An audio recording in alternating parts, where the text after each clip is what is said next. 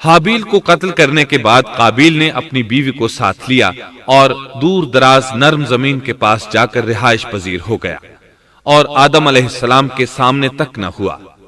آدم علیہ السلام پہاڑوں کے قریب ایک بستی میں رہ رہے تھے، یہ ان سے بہت دور جا بسا تھا۔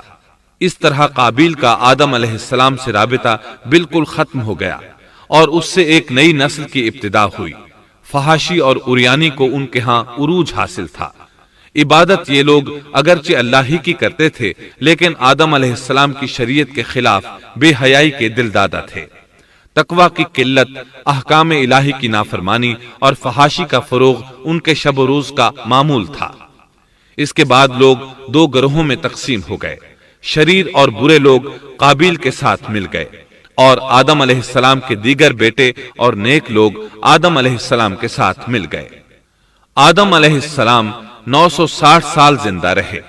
ان کی کل عمر تو 1000 سال تھی، لیکن 40 سال کم کر دی گئی۔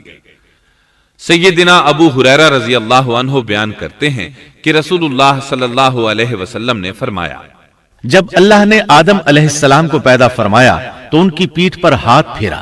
اس طرح قیامت تک جتنے انسان پیدا ہونے والے تھے ان کی روحیں وجود میں آ گئیں۔ پھر ہر انسان کی آنکھوں کے درمیان ایک نور رکھ کر آدم علیہ السلام کے سامنے پیش کیا۔ انہوں نے پوچھا، یا اللہ یہ کون ہے؟ اللہ نے فرمایا، یہ تیری اولاد ہے۔ ان میں سے ایک کی پیشانی کی چمک آدم علیہ السلام کو بہت اچھی لگی۔ انہوں نے پوچھا، یا اللہ یہ کون ہے؟ جواب ملا، یہ تیری اولاد میں سے بہت دور جا کر ہیں، ان کا نام داؤد ہے۔ پوچھا، ان کی عمر کتنی ہے؟ فرمایا 60 سال۔ آدم علیہ السلام کہنے لگے، یا اللہ 40 سال میری عمر میں سے ان کی عمر میں شامل کر دے۔ اس سلسلے میں دوسری روایت یوں آئی ہے، جب آدم علیہ السلام کی روح قبض کرنے کے لیے فرشتہ آیا تو وہ کہنے لگے، میری عمر میں تو ابھی 40 سال باقی ہیں۔ اس وقت ان کی عمر 960 سال تھی۔ انبیاء اپنی عمر سے واقف ہوتے ہیں۔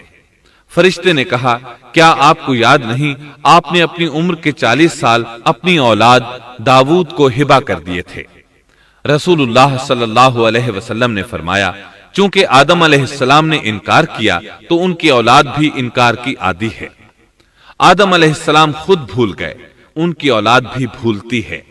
آدم علیہ السلام نے خطا کی، ان کی اولاد بھی خطا کرتی ہے۔ حابیل کے قتل کے بعد اللہ تعالیٰ نے آدم اور حوا علیہم السلام کو اس کا نعم البدل عطا کیا۔ اس کا نام انہوں نے شیس رکھا۔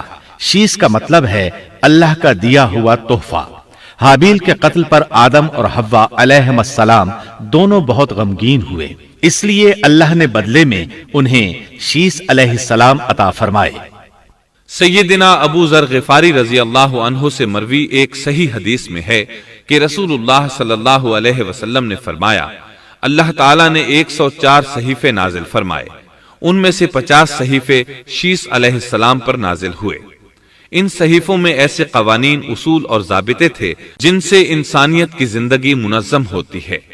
شیس علیہ السلام نے آدم علیہ السلام سے علم حاصل کیا، لیکن آدم علیہ السلام کا تمام علم وہ حاصل نہ کر سکے، اس لیے کہ آدم علیہ السلام نے بالمشافہہ اللہ تعالیٰ سے علم حاصل کیا تھا اور بہت سی اشیاء کا علم اللہ تعالیٰ نے انہیں سکھا دیا تھا، اس لیے وہ تمام علماء سے بڑھ کر عالم تھے۔ شیس علیہ السلام نے آدم علیہ السلام سے علوم سیکھ کر لوگوں کو سکھائے۔